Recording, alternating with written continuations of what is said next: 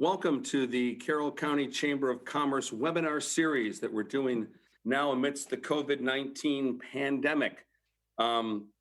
It's crazy times out there. We're all going to get through it. And I'll tell you one thing, we're all at this point starting to learn some new skills. I never thought several months ago I'd be becoming as adept at Zoom as I am. Now I say that and the whole thing will probably crash. It'll be all my fault, but we're giving it our best here. We're trying to bring you some good information where you can help to maybe restart your business, where you can look at how your business should be now. It's going to be different than it's been in the past. So I'm going to go through some introductions and some announcements, but then we're going to get to Mr. Doug Howard, who's the president and CEO of GROWTHTEAM Strategies. And the topic today, as I've got my little paper here, leading through the COVID crisis. And Doug, you're going to be very happy to hear from Doug. Doug's got a lot of good insights. He always has. Some of you may remember him as a commissioner for 8 years here.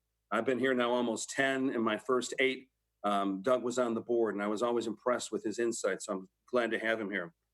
So a couple of announcements for you as you're joining the call. You want to make sure that you stay on mute so that there's no actual feedback. And a good little tip: whenever you're on a Zoom call, you'll see where your name appears on your picture. If you right click on that, now sometimes people may just have like Josh or Janet or whatever, but if you want people to see your name and the company that you're from, just right click and you can rename yourself. So it's not a bad idea. And sometimes these things just come up saying like iPhone 2 or whatever. Just make sure you can right click on your name and then you can rename yourself. Stay muted until the end when we have some questions and answers, which we will have. Going to go over a couple of upcoming announcements or upcoming events we have to kind of keep you plugged in. We're accepting applications right now for the Carroll Biz Challenge, which is an amazing program that we do. It's kind of like a Shark Tank show with local entrepreneurs. It's our 8th year, and the grand prize is $5,000. So for a lot of people, that's a lot of money. And all you have to do is have a business that's either in Carroll or going to be in Carroll, and either has started like in the past year, or you are looking to maybe start it. But we had 47 applications last year, and you can apply for free. You just go to carrollbizchallenge.com or go to the Chamber's website, carrollcountychamber.org. We're also accepting applications for the Leadership Carroll class of 2021. And that is an amazing program that we've been doing for a long, long time. So you are welcome to apply for that. You just simply go to our website and you can do the application there. You can also call me if you want. Just call me on my cell phone at 410-977-3111. We have another webinar coming up May 5th. It's going to be it's going to be one of our 5 commissioner updates, basically. This one's going to be with Commissioner Wantz from 9 to 10 in the morning. And that one, along with all the other webinars that we've done and that we're going to do, are being streamed live and shown on Channel 19 and shown on the Facebook page of our friends at CMC. They are amazing for us. They do great work in the community. They make things like this fun for us, easy for us, and they are just great folks. And if you ever have a chance to work with them, I would highly recommend it. And again, CMC stands for Community Media Center. You should all know that. May 7th, we have a webinar in the morning, 8:30 to 9:30, featuring Rick Lembach of Startup Portal. And his topic is shifting business like a startup. So again, information from his perspective on what you can be doing now to navigate through these extremely muddy waters. May 7th is our first time we're going to be trying an after hours event. We used to call them PM Connections when they were face-to-face. At the Chamber, we're all about connections and we miss being face-to-face, but this is kind of like being face-to-face. I can see most folks on the screen here, except the ones that maybe just got up that have blanked out what they look like. So, but we're going to call it Chamber Cheers Zoom with Us.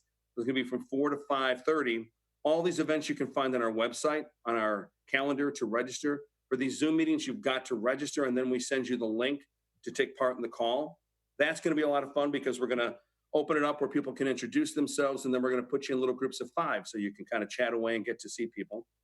May 13th, we've got an amazing webinar coming up. We didn't know it was 100% set until yesterday, but May 13th from 8:30 to 10, we've got the COVID-19 economic update featuring Anirban Basu.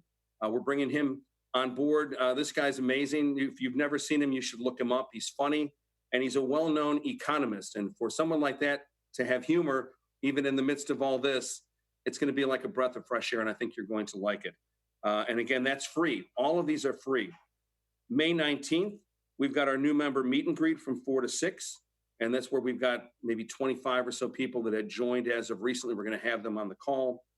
And those are our upcoming events that we have now. So all of those events are on our website or our calendar of events. So for those that have just joined, I want to go over one more time. Make sure you keep yourself muted unless you're talking. And there'll be time for question and answer probably towards the end. And if you've never done that, if you kind of move your mouse at the bottom of your screen where it says participants, I think if you click on that and go to the right side, there'll be a little blue hand. So it'll show up on your picture, and I'll know that you have a question. You can also ask a question on the bottom there as well. There's a chat box. So you can ask something of me personally or anybody else on the call personally, or you can do a chat for everyone. But we'll try to get to the questions. Doug has told me he won't talk for more than 2 or 3 hours, so I think we'll be okay with that. Other than that, if you're on the call again and you'd like people to know what company you're from or what your name is, you can rename yourself, because a lot of you, it just has first names or it has iPhone. So you can go to where it has your name on your screen, right click on that and type in your name. You can make up a name if you want. You could all make yourself Doug Howard if you want to. I really don't care. This is the chamber. It's early in the morning. You can do whatever you want. So with all that being said, I would like to introduce your speaker. He's going to go over some of his information as far as who he is. But I can say this, as I said before, I worked with Doug when he was a commissioner. He was actually president of the commissioners board for 4 years when while I've been in my job. And Doug's been great to work with. He's always got good ideas. Sometimes he had too many ideas all at once, but his ideas will help you if you listen to them. So I'd like to introduce you to Mr. Doug Howard, who's the president and CEO of GROWTHTEAM Strategies. Doug, they're all yours. Well, good morning. It's great to be here. I wish we could all be together, but hopefully we'll be doing that again soon enough. I believe right now, really, this is a critical time for people to be working together, being supported, getting good ideas from each other. And one of the things that really excited me about doing this morning is, to me, that's what the Chamber's always been about. It's always been a hallmark of bringing people together, best ideas, a certain amount of fun, and so that's always good as well. So, Mike, I appreciate the opportunity to be here. I also appreciate our partners, CMC. Had an opportunity to work with them many times over the years, and they do such a great job of making sure information and content gets out to the public. So great to be with them today. And anybody that knows me knows that technologically I'm significantly challenged. So the fact that you can even see me shows that they've probably been working with me nonstop over the last 24 hours. So appreciate that as well. So I think we're ready to get started. We'll go ahead. We're going to walk through a kind of a presentation and then answer any questions. All of the slides that we're going to show you are going to be available to you. All you have to do is email me. There's also a tool I'm going to reference during the discussion. You'll see some slides from it, and I'm happy to share that tool with you as well. So, okay. All right, so we're going to talk about really the restart. And for some of us, we may not be totally there yet. For others, we may be closer depending on your industry. It's interesting. I do a lot of work speaking and consulting across the country in another capacity. And it's interesting to see how many differences there are between what the rules are, what different states are doing, and what the industry, specific industry, how it's impacted by what's going on. So we're good to go to the next slide. This one was contributed by my mother. This is a list of who Doug Howard is and all the things that I've done. I share this with you only to say a couple of things. First of all, aside from sort of the public side, where I did serve as county commissioner for 8 years, enjoyed that very much, get to work with some really great folks in what I truly believe is one of the best counties anywhere. I also had a accounting and consulting company of my own for about 17 years. When we moved to Carroll County in 2002, the very first thing I did was join the chamber. and that was turned out to be very good. I was in the class of 2003 for Leadership Carroll. I know, Mike, you said there's an opening still, or some openings still. I will tell you that was one of the most rewarding experiences that I've had in business and in just in public life as well. Also got the chance to work as executive director of the transit company. Did that for a couple of years. Now very happy that that honor has now been passed on to my wife, who is now relegating me to the second best transit director that we ever had. And but for the most part, my business career has been around working with small businesses. In Startup Carroll was a program we had for about 7 years in partnership with the Chamber and Economic Development, where we helped about 350 businesses get started over that 7-year period of time. So been in and around this stuff a lot. Spend my days consulting now, and just want to kind of give you some background, because really a lot of what I'm drawing on is what I've seen other great business people do and bring to the table. So next slide. I really think right now the challenge for all of us is, and I'm going to say I did steal this from one of my former political colleagues. Sometimes when I can't find exactly the quote I'm looking for, I'm now somewhat prone to quote myself. So the quote is that our challenge is to stay safe but engaged, distanced but not alone, realistic but ever optimistic. And I think that's really important. You know, a lot of what we're dealing with is things that have happened to us. A lot of where we're going to come out of this is going to be wholly dependent on what we do, how we react, how we muster the resources we have in reaction to that or in response to that. So I really believe right now that the challenges and setbacks that we're facing today are really going to be the lessons and the launch pad for what's going to bring about the next era of business for us. Next slide. Now, one of the things that I'm sure you've experienced many, many times in your career is when you have a business challenge, there's sort of a certain sequence we all go through. And we do it in different ways, and some do it more dramatically than others. And, some do it in a more calm and even paced method. But the bottom line is, first we generally assess the situation. We look around for what we can apply from our prior experiences, best practices, people that we rely on. And then really predict outcomes based on the ideas that we're putting together, put those into practice, and then measure the progress. It's kind of the transition from we have a challenge or a problem to what do we do about it. But this situation is really different. So we go to the next slide. I've had a lot of people say to me, Doug, I haven't had anything like this happen in my business career since, and then they kind of trail off. And the since really is becoming to be recognized as ever. We've really not ever had a situation where in mass, we've had snowstorms, we've had natural disasters, we've had things where there was a disruption. We've had economic challenges that have come into play, but they've come into play over a much longer period of time, more gradual, both in terms of how they came into play and how we responded to them. But this is something very unprecedented.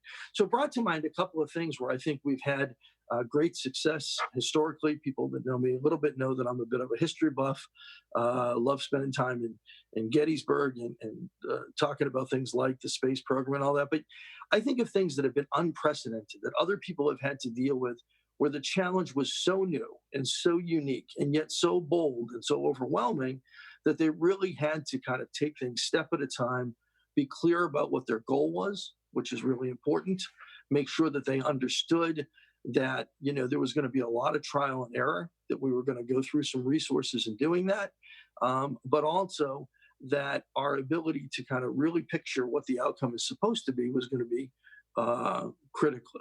And so when I think of like the space program, for example, when President Kennedy said, we ought to go to the moon and return a man safely back within the decade, at that period of time, we had spent about 15 minutes in space, and we had only a small percentage of the technology and the things we were even going to have to be able to accomplish that.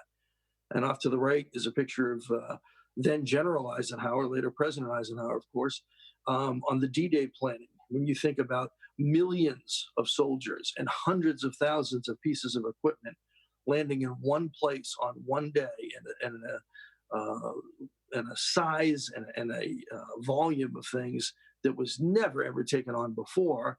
And in both cases, the stakes were very high. It was very important, and yet we had a lot of unknowns. So as I'm working with business owners now, and I get the privilege of doing that really every day, a big part of this is, okay, what do we know? What's the goal? What pieces of things that we do right now are going to help us in that regard? What are some things that really we may have to adapt to? How do we make sure that this becomes an evolution of ideas that brings us to the outcomes that we're looking for? And as challenging as that is, it's further made challenging by the fact that the situation is still evolving, not only in terms of what the disease itself is doing, but each state's reaction and the rules and regulations that we have as well. So next slide. So we've kind of put together an outline, a structure, a way of looking at this that's designed to really take us through what I think are going to be the 5 stages of what businesses are going to go through, maybe back a month or two up until possibly, maybe about a year from now. And so we're talking about a restart. I think that's a positive way to look at it. For some folks, they didn't really stop. For others, it was more dramatic than that. But whether it was a momentary pause or a significant readjustment of things, I think it's fair to look at this and say, okay, well, in some form or fashion, we're restarting. And Mike, you referenced the webinar coming up about startup. I think that's going to be particularly important, frankly, because I'm looking at this saying for many businesses, they need to be thinking about this using the same strategies and techniques that they used when they first started their business. And we'll talk a little bit about that. But the 5 stages we're identifying, and we're going to talk about them in a little bit more detail here, is first, to survive. I think that's the mode that businesses have been in probably since about the second week of March, and maybe still very much in that mode. But we'll talk about some strategies there. Once we get to knowing that we're going to survive to a certain point, there's really a period of time where we need to really maintain, kind of get our druthers, get people in the positions that they're going to be in, use the resources that have been put in front of us. Someone already mentioned this morning the PPP loan, which has become such a common reference now. It's something that didn't even exist 3 weeks ago, and it's on the tip of everybody's tongue. Once we maintain, then we've got to adjust.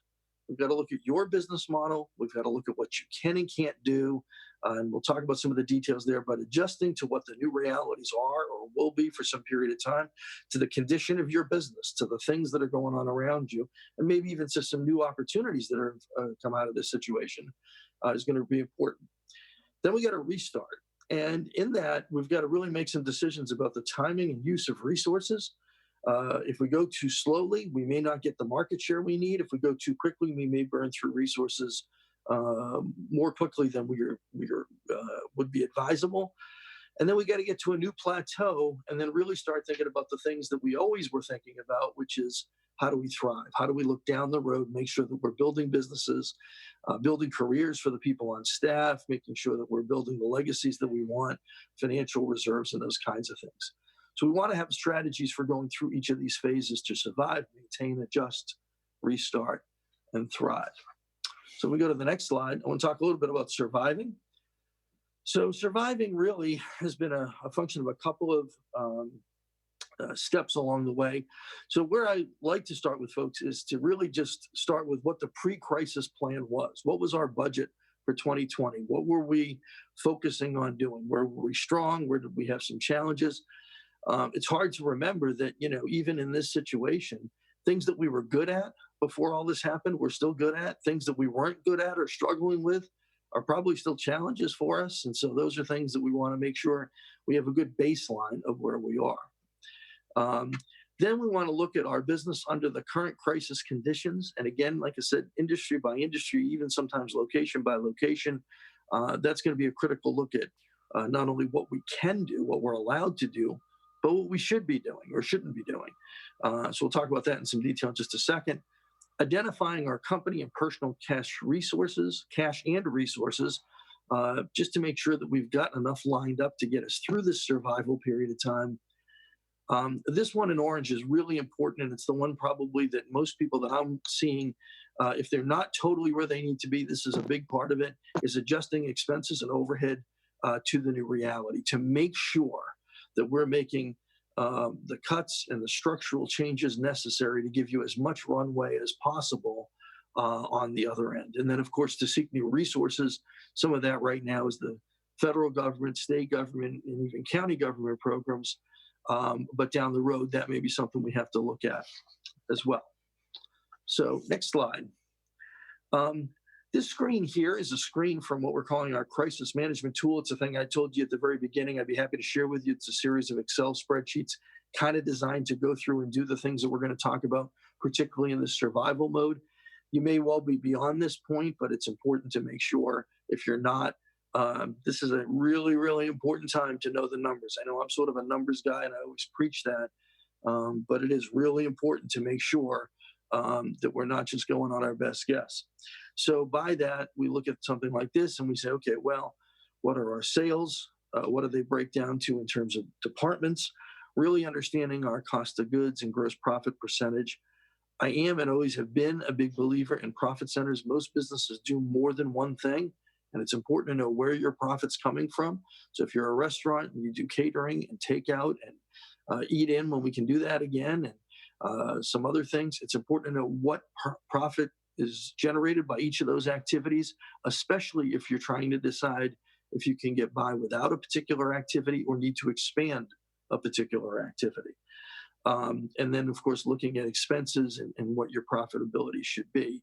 So really getting a good handle on what are the 5 or 6 critical numbers that your business needs to hit to be really effective. Next slide.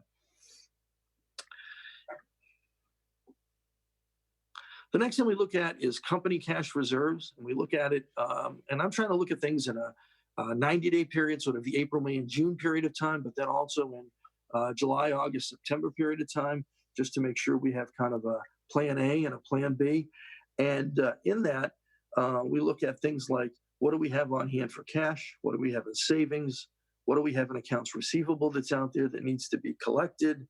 And those types of things that are in the company. We also have some longer term assets. For example, you may own the commercial building that you're in. You may have some equity in that. Those are things that probably have longer term implications. So we look at those just to say, okay, well, what do we have in the company? What are the things that we need to be considering in terms of using? And how do they fall into the first and second 90-day period of time? Next slide. Okay. So once we look at that, and we want to look at that on the personal side as well, your personal reserves, even though these are last resort items, we're not advocating using them, just understanding what you have in personal reserves and equity in the home and those kinds of things, and having some of those important discussions so you know how far you're willing to go, what's reasonable, what's safe to do is really important. This tab looks at expenses. And to me, the expenses is really the place where folks really need to look at things. Now, I like to separate the expenses into things that are critical and not critical. I asked Mike, and he said chamber membership was critical. I would tend to agree with that. The things you're going to need to be well informed, to be marketing, to be coming out of the gates as strong as you can be, those are things where we need to spend money. Sometimes it's easy to cut marketing and training dollars, and sometimes that's the most important thing you can do to get out of the situation you're in, is to continue to spend in those areas. But what we generally do is we'll take someone's expenses, look at their profit and loss statement, whatever, and then come up with really the challenge of looking at things at 90% of the number that they're at right now, 75%, and even 50%. Now, that's going to sound like a pretty dramatic cut.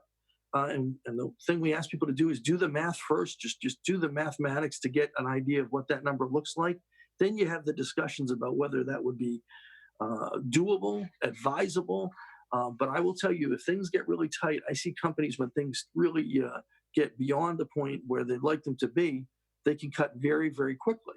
And so what we want to do is make sure that you don't find yourself 90 days down the road saying, hey, that was an expense that if I cut that 3 months ago, I'd still have that $500 or $600. Also, don't make the mistake of just looking at the big stuff. The small expenses add up. So people are reaching out to their vendors. They're reaching out to their landlords. They're reaching out to a whole host of folks saying, hey, if you can give me some measure of flexibility, that's really great. Next slide. Once we get that, this manifests itself into a game plan that says, okay, this is what we have in terms of expected revenue and costs. This is what we have in terms of cash reserves, where we can get our expenses to. Is this plan going to work or not? And if it doesn't work, don't kid yourself. Go back and really rework those numbers. Cut those expenses. Get as much of the runway for yourself as you possibly can, because that's going to be really important. Right now, we think we may be turning a curve. We're talking about things coming back online in some measure in weeks. But the reality is, we don't know if that's going to be true, and we don't know if that's going to be true for every business. So we want to make sure that works as well as it can. But if we're not there, I would go back and rework it until you've got a game plan that makes sense on paper. Next slide. I'm going to expect by now that you've seen the different loan programs and things like that. Just continue to stay up on what is on the federal, the state, and even the county websites and resources. They are continuing to change. And the longer this goes on, the more new programs that are likely to pop up. Some may be just for a very little bit. Others could be for a lot more. I know the Chamber's doing a great job of getting that information out. We see those up there all the time. So that's a good first place to look. But, again, getting as much resource behind what you're doing as possible is really, really critical. Next slide. All right, so that gets us through the survive. Hopefully we've put together a plan, we've garnered some resources. So then we get into the maintain mode. So the first thing we need to do as we're maintaining is really make sure we're executing the 90-day survival plan. Don't just get it down on paper. If you said you were going to cut something, if you said you were going to do something, make sure that's part of the daily routine. Make sure we're digging in and getting those things done. And these are not easy things, so I don't take that lightly. But the sooner and quicker and the more depth you do these things, the more chance you give yourself of coming out strong on the other side. The second is to communicate with customers. And again, I know it probably sounds a little bit like I'm sucking up to Mike, which, is never a bad thing, really. But communicating with customers about even whether or not you're open is important. People are hearing lots of things on the news about who is and who isn't, what they're doing, what they're not. You can't go far enough to communicate with your customers, whether it's through social media or other means, as to what the reality for your business is. So that's really important. The next thing is to keep your employees engaged and connected. This is a very weird time, and things like company culture are things that we build over a long period of time. When you talk about something that can really disrupt culture, putting everybody in separate places and talking to them once in a while, and mostly through electronic means, it's weird, it's strange, it's different for a lot of companies. And so, and for some folks, they're kind of on their own, they maybe live alone. Keeping folks engaged and making sure we're reaching out. Some of the things people are doing just even socially is really, really important. But I would say just keeping them connected, letting them know what your plans are. Sometimes in the absence of an understanding of what's going on, you fear the worst, right? So if you've got a game plan to bring things back online, or you see some new doors opening or some positive news, or you get your PPP money or whatever, just make sure you're sharing that with folks, because they're looking for signs of hope as well. This is also an excellent time to work on marketing, processes, and training. I had someone tell me the other day, Doug, I've said for years that if I could just get off the merry-go-round, call time out for a month or two, I could really work on this business and fix some things I never have time to do. And in his words, he said, and the good Lord has called time out for me, and it's a question of whether or not I'm going to use that wisely or not. So this is a great time to look at your marketing message. Is it saying what you want it to say? Do you really have a social media strategy? Internal processes. When we come out of the gate, being able to do things quicker and leaner and faster and at a better profit margin may make the difference between how successfully you restart. It's a great time to be looking at that. And so, if you have preparation processes or lead time or design times or things like that to get projects in the works or to get, customers up to speed, anything you can do to shorten that without sacrificing quality can really give you an edge. And then, of course, training. It's a great time for that, especially if you're bringing people back to work by virtue of the PPP money, but you don't have work that they can do because you're still shut down. Training is a great place to spend the time.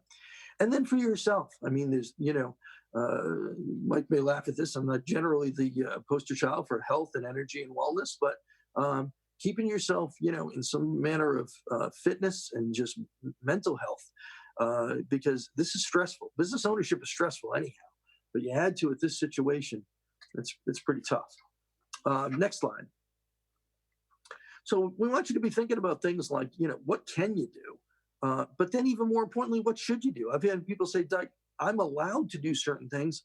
I'm just not sure if that's the responsible thing. Safety precautions. What should we be putting in place? What are you going to need to have when you do restart? Also, alternative ways to communicate and to sell and even to deliver service. These are times we should be thinking about all of that kind of stuff.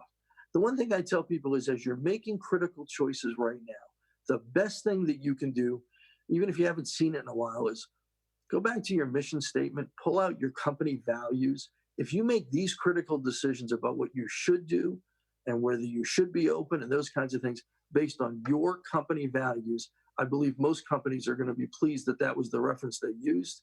And really, it's going to tell a story. I think people are going to look at companies and see how they acted during this period of time as an indicator of whether or not people want to do business with them, to be honest.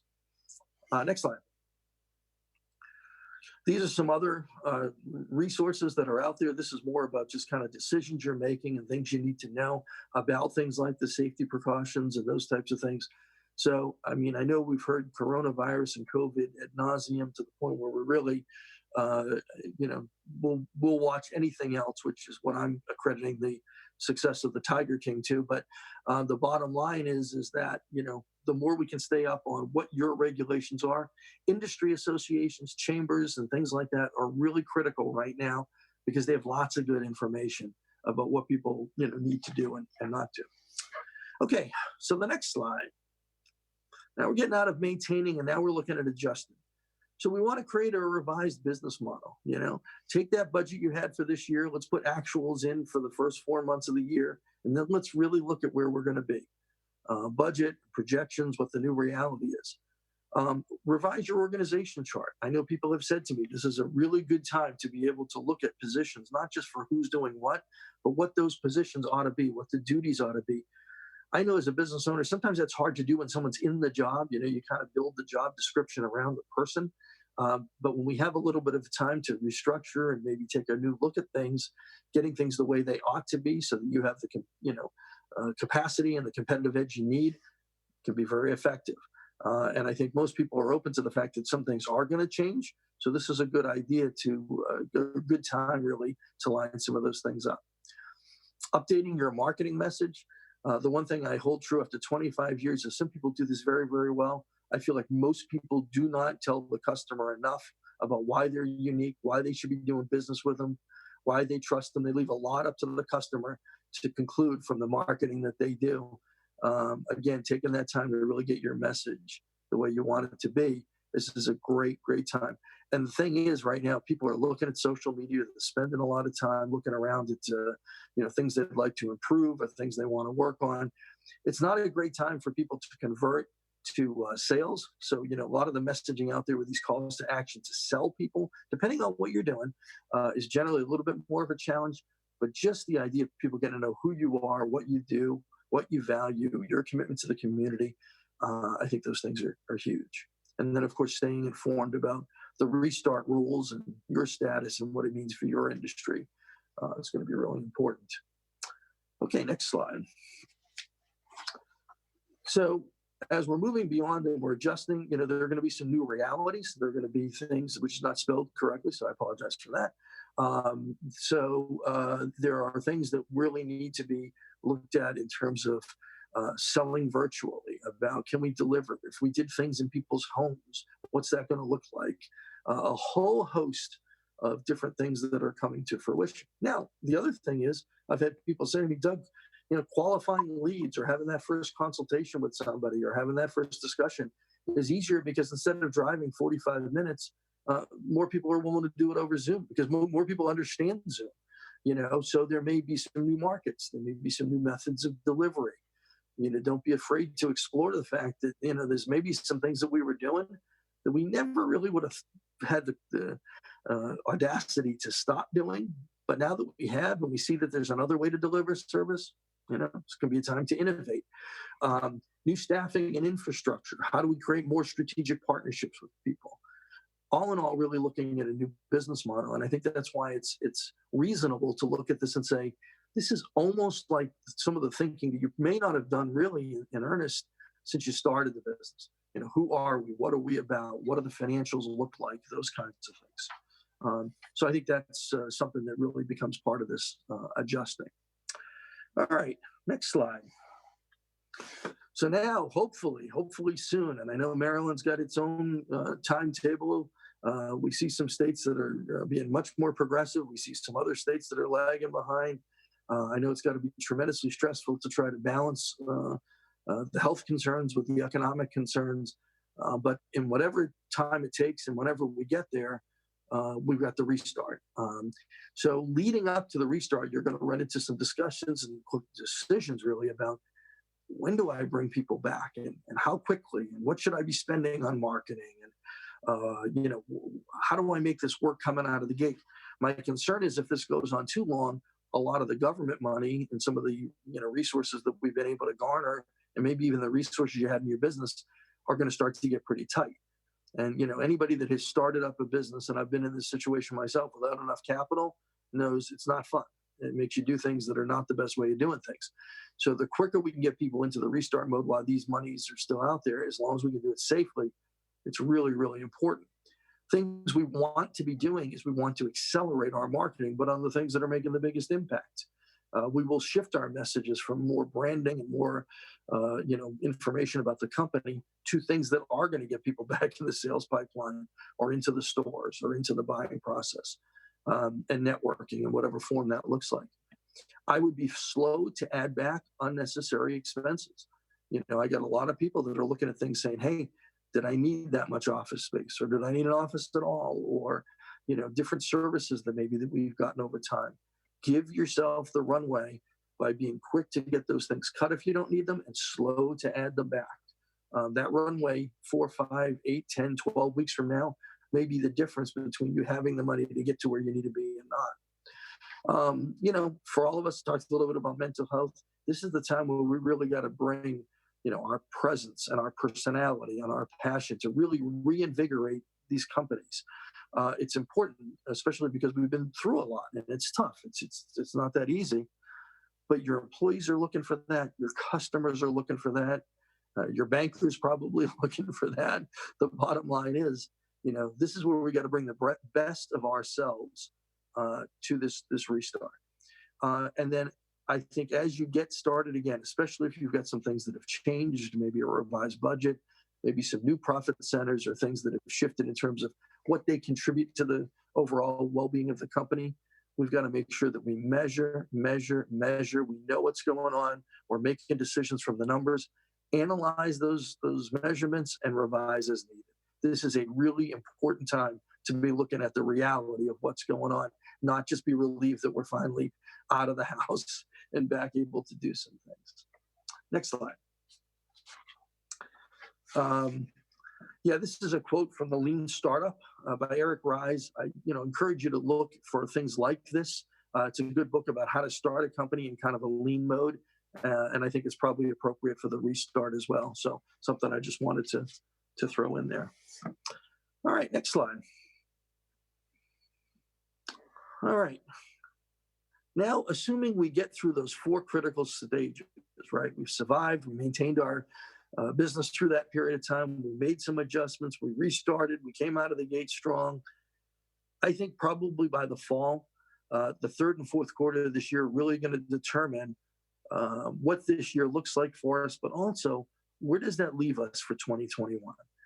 It is my fond hope and sincere desire that if you looked at a 5-year projection, say from 2018 through 2023, you would see 2020 as this weird year that you may have made some money or maybe didn't make any or whatever. But I'm hoping the progression from 18 to 19, skipping over 20 and then 21 and 22, that if there's a reasonable amount of time that we can get ourselves restarted, that this becomes a blip. It becomes an aberration. It doesn't become a shift where your otherwise growing business and progress moving forward and a strong economy gets derailed.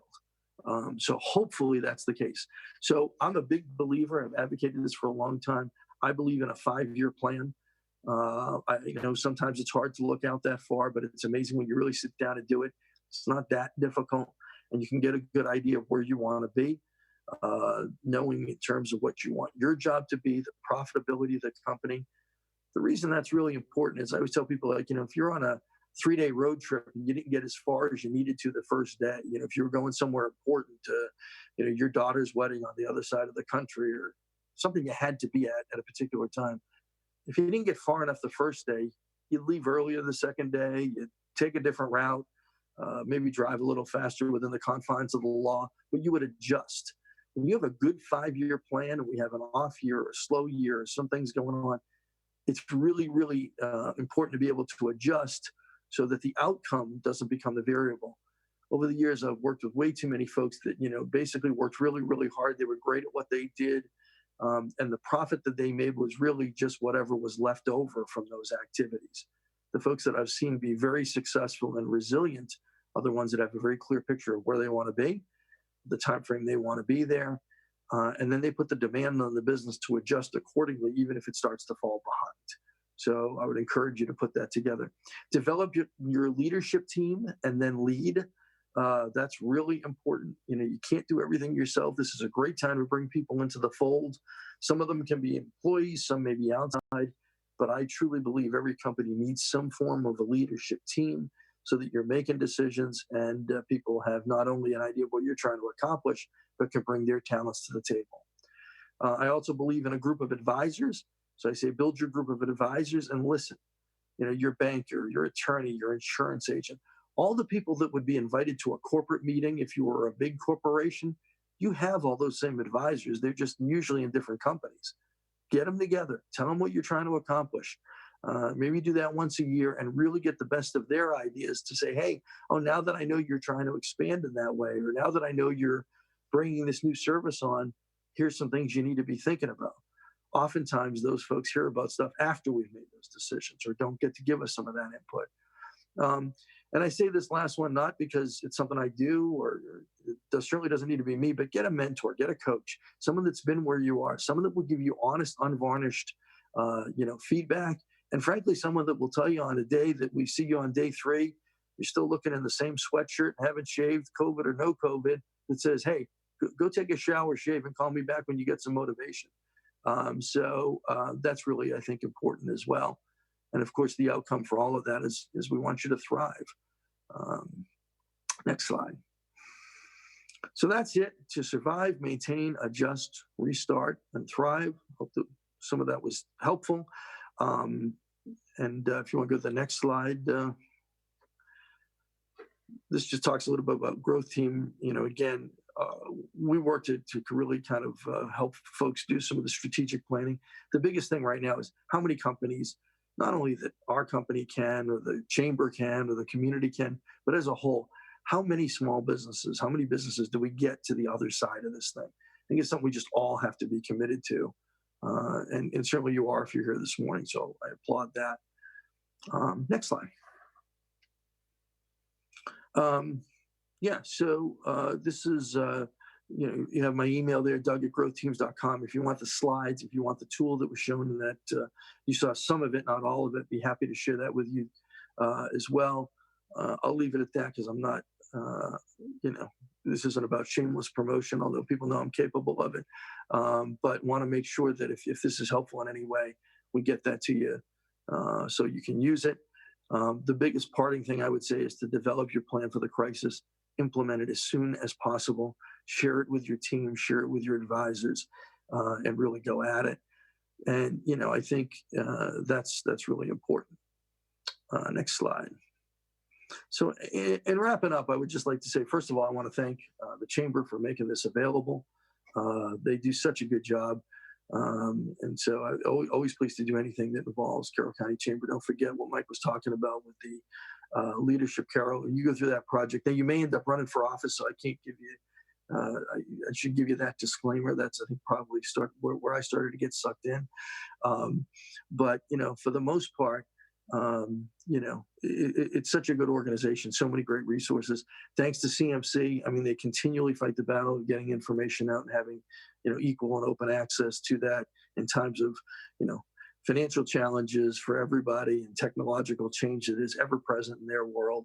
And most of all, just know how much we care about business owners. I will say, both as a business owner, a business advisor, someone in the community, and someone that, served the community.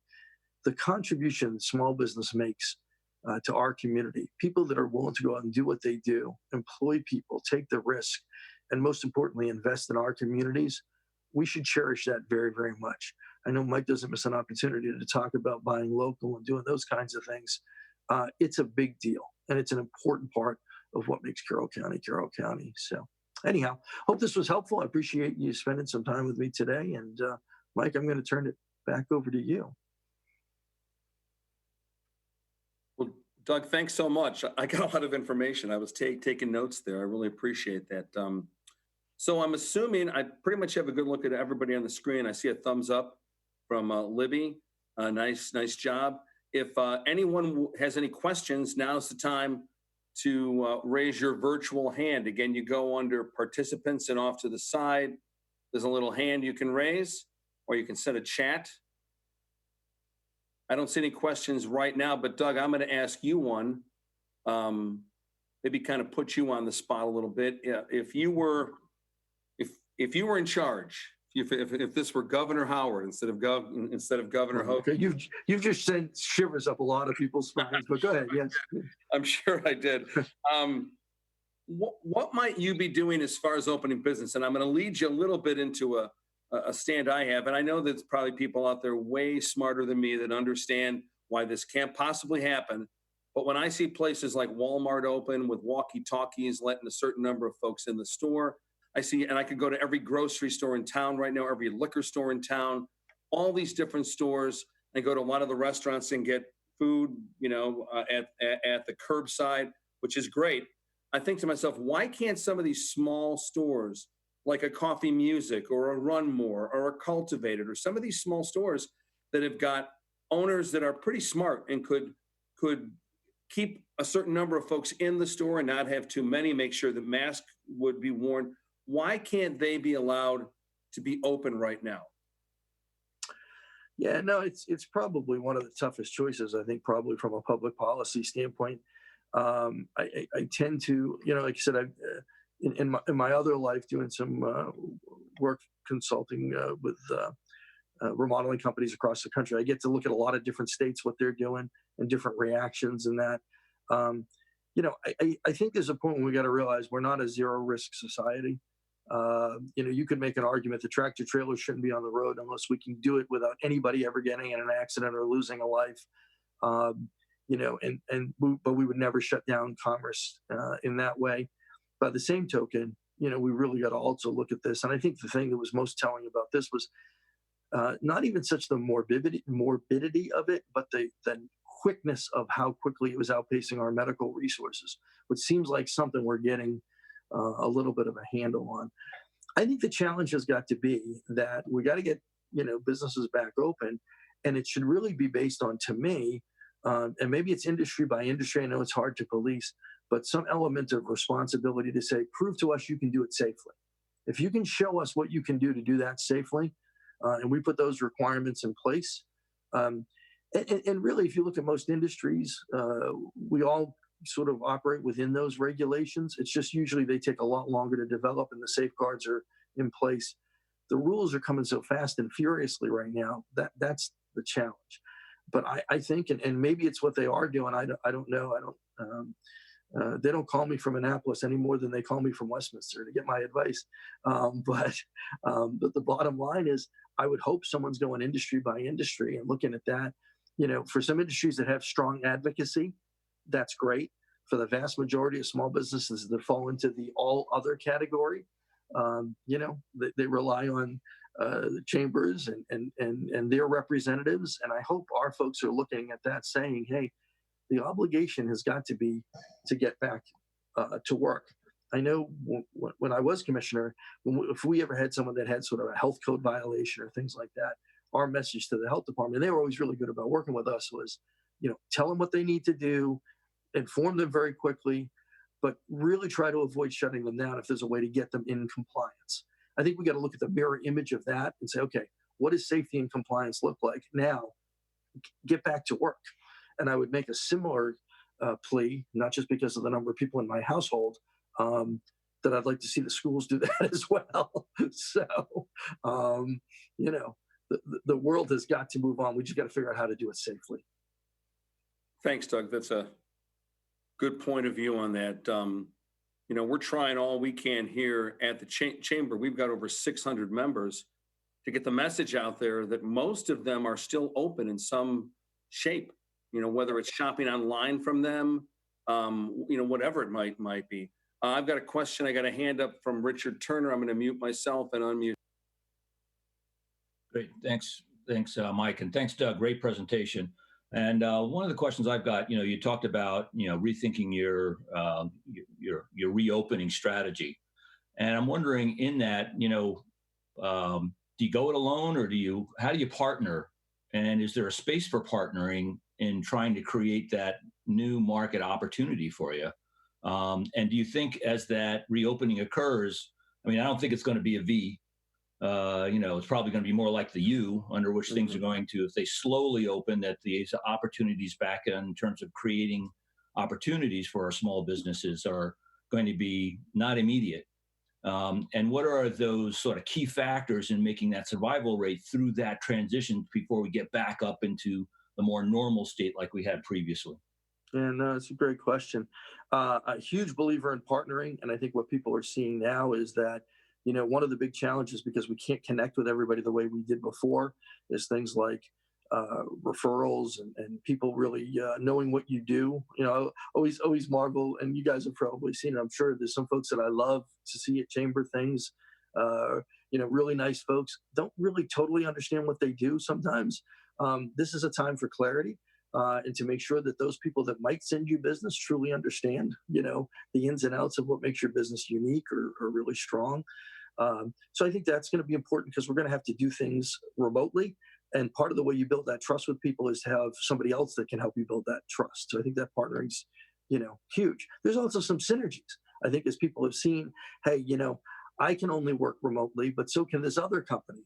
I don't know if anybody would have said,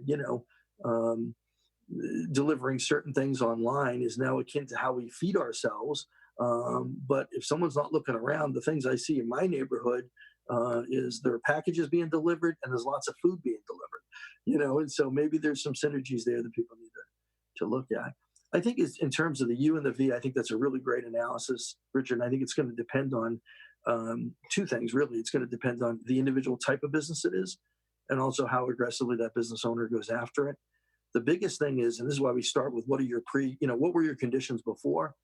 If you know what your customer count was or your transaction count or your closing ratio, the way we're going to be able to gauge how quickly things are coming back and how long that runway needs to be is where we are in relation to those things, right? And so if I used to need 21 leads and I closed a certain percentage of them, and now I'm not even seeing anywhere near that number, so the critical factors become different, but they become the really best predictors and how spread out that transition is going to be to get back to where we need to be, and therefore how much runway we need. That's good. All right, we have time for maybe one more question if anybody's got one out there. And we'll do a few wrap-up things. I'm not seeing any hands raised at this point. All right, I guess that's good. Doug, I want to thank you so much for taking the time to put this on for us. I have a lot of respect for your thoughts and your vision and your opinions. So thanks, Doug. Appreciate it very much. All right, and before we wrap up, I would like to turn things back over to Mr. Richard Turner, Executive Director of CMC. These guys are awesome, and they are the reason why this goes as well as it does. If it was left up to me, it would have crashed and burned probably like a mission. So Richard, I'll turn things over to you to maybe say a couple things about who you guys are, okay? Well, thanks very much, Mike. Appreciate it. We're a nonprofit organization that was created for special, in a special way to help our community in a special way, which is making sure that we have communications and information. And we do that by making, previously, we had training opportunities for the public to come in and learn how to do video production. But things have changed. We've had to figure out, talking about some of these strategies that Doug's talked about, we've been struggling with as an organization and trying to figure out how to transform. Because now everybody's realizing how many cameras do I see right now? I don't have to bring a camera somewhere anymore in order to make video. You're making video right now. And so I think there's going to be a new reality out there. And we're trying to figure out how to transform and continue to provide the best kinds of services so that we have content and information on the web, that we're streaming video more, that we're making it available through Comcast channels, even though people are cutting the cord. And that is our primary source of revenue, is coming off of cable franchise fees. And as people cut the cord, our revenue is shifting as well. So we're a business, we're just a nonprofit business. So we have to figure out how to make that shift. And we really appreciate the partnership that we have with the Chamber, because it allows people to better understand what we do, why we're not just an ordinary television station, but we're really focused on our local community. So like when Mike talks about shopping local and paying attention to Main Street, we want people to watch local so they can find out what's going on in our community. So just one quick example was, in the past, we did about, for our municipalities, we covered about one meeting a week. My staff, and I got to give them, they're my superheroes, really. I couldn't do this without the staff. We had an all hands meeting yesterday. And basically in about 4 weeks time, we have pivoted from the kind of production we did for our municipalities where we did one a week. Last night, we did 4 live simultaneous productions. And so, I mean, it was just amazing to walk into, to see all the crew there, turning around 4 live streams. Now we only have one channel, but we made all those streams available through the internet on our website concurrently so that people in their community could see what was going on in local government and hear how local government is responding to this current crisis. So it's just a great example of what we can do and what we can provide for our community and how dedicated our staff is in making it happen. So thanks, Mike. Well, you guys are great. Thank you. And that does remind me, I should let everybody know, I want to thank all of you for being members of the Chamber. We're a nonprofit as well, and we're a 501c6 because we send some letters up to Annapolis. We lobby a little bit on your behalf. And as a result of that, all these loans that came out, we weren't even eligible for. So we exist only because of you folks. We're not part of the government. We're not part of some larger chamber, like the U.S. Chamber, the state. We get funding only through you. And I want to thank you for that. I also want to say, there's so many things you cannot, that you can't influence right now. When are things going to come back online? When can all these things happen? These are so many things you can't do anything about, but there's something you can do, and that's keep your money local. Never before has there been a more important time to keep your money local. Go to our website, carrollcountychamber.org. We've got over 600 members. And as I said before, many of them are open in some capacity. You call them up, you go online, you can do you can buy some stuff. You can keep that local. You can buy some gift cards. You can do whatever you can to help the folks in this town that pay money in taxes that go to help all the things that are important to you. So stay involved locally. So with all that being said, I want to thank everybody again for being here. I want to say be safe, be kind, shop local. We're really all in this together, and we're going to get through this thing together. So thank you so much, and we'll see you at our next webinar. Thanks. Bye-bye.